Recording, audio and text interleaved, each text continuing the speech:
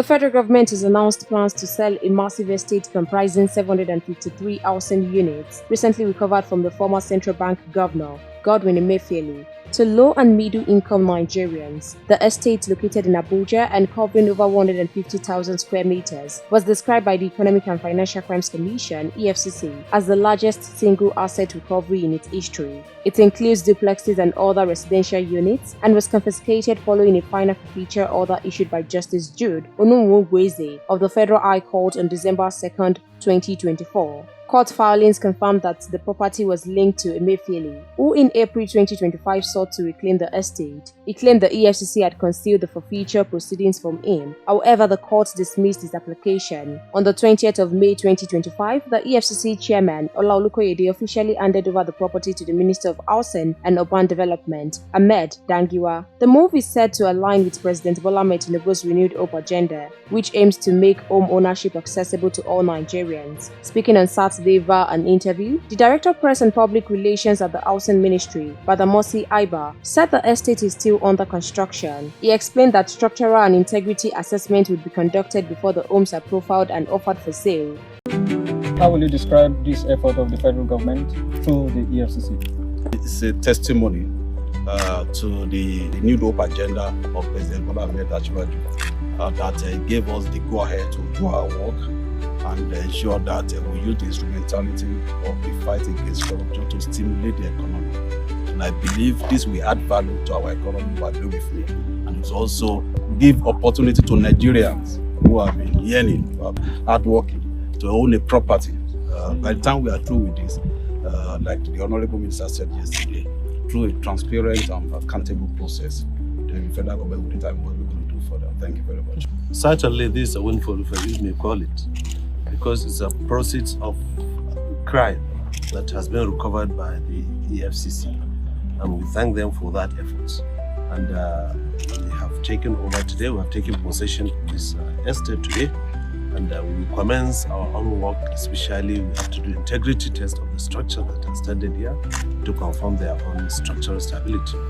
And then from that, we go on and assess how to complete them and then make them public for the disposal in order for government to recover some of the proceeds. Lisa, people have complaints that sometimes these properties may not get to the ordinary Nigerians. What assurance are we getting that ordinary Nigerians will still be the ones to get these properties? Well, ordinary Nigerians will be very much involved because the disposal will be transparent, as I said earlier.